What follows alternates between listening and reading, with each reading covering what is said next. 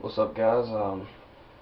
This is gonna be a little video that I've been thinking about buying another AK47 recently, and I was looking at different models and doing reviews on or watching reviews and what people's got to say on different models, and because I've had a Wasser 10. Um, in my firearms collection, I've gotten to where I buy mostly just high quality guns. I like my Wasser 10, but its fit and finish isn't the world's highest quality. I had no problems with it, and really, if the guy ever decided to sell me that one back, I would buy it. But I've gotten to where I like to buy new guns, not just surplus, more than others, or real high quality surplus. But anyway, this is an Arsenal SGL-21. Some people consider it the best AK made. I don't really consider it the best AK, but it is one of the better ones. Everything's brand new and it's all high quality. That's why it's one of the best ones, because you know what you're getting when you get this. You're not gonna have a barrel that's half worn out. All serial numbers match. Nothing's having to be jimmy rigged to fit. I mean, everything's good. Everything's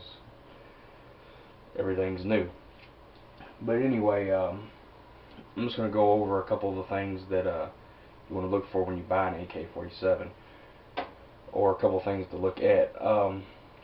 My whole premise with this video is I hate to knock a gun without owning one.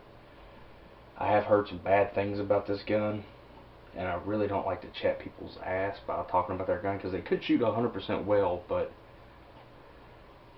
in my experience, there's one point on an AK-47. This magazine. One point in the AK-47 that's just really impedes with the functionability. And see, in a lot of the lower end AK-47s, all of them will have this. Most of them will have this somewhat. But most people will think that people that's newer to the firearms will think that their gun has a bolt hole open. That is, let me move this down here. And this is my table. Anyway, that's when you pull it back right here. See, the gun will rest on the hammer right here. See, I'm holding this back. This won't stay because this is a high quality gun. But most of your Wassers and things like that, if you take it back real gently and let it come up slowly, it'll get stuck right around here. And people think their gun has a bolt hole open. See, but any friction your gun has in the operating, the more you have, the worse. And if it's sitting right here really hard sitting on the hammer, the bolt, when it comes back, it rides along top of the hammer. Over time, that'll smooth out quite a bit, but you shouldn't have to break in your gun for it to be reliable. It will smooth out to get even more reliable. But anyway, my Wasser I had, if I released it extremely slow, it would sit on the hammer without coming forward. But see, where I kind of draw the line is, you should be able to just go on the side and make it go forward. You shouldn't have to be able to go really hard or smack the shit out of it to make it go forward. And some of them you really gotta thwack on the side. I mean, you gotta hit it like somebody just talked some crap about your mother. I mean, you really gotta let it have it. And see, those eye links, what they're called.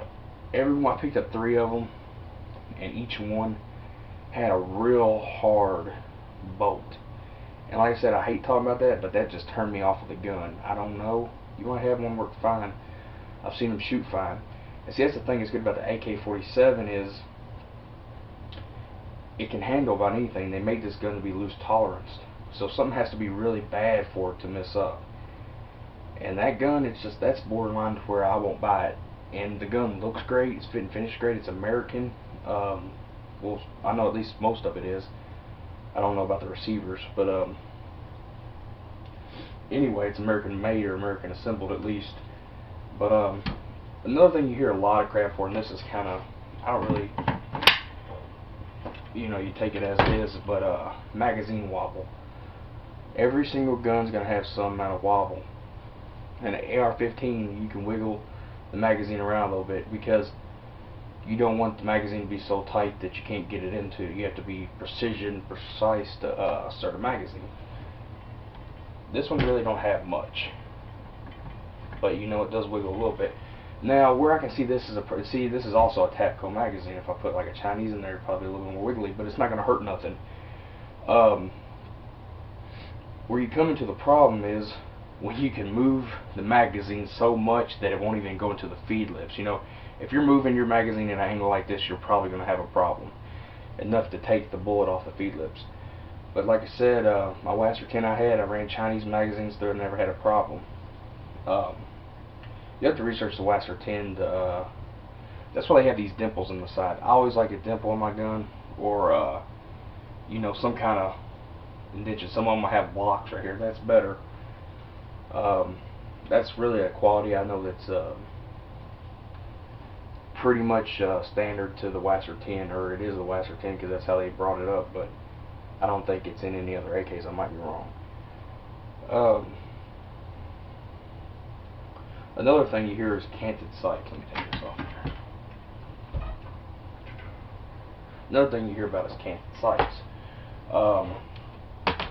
I think most companies have got this pretty well down.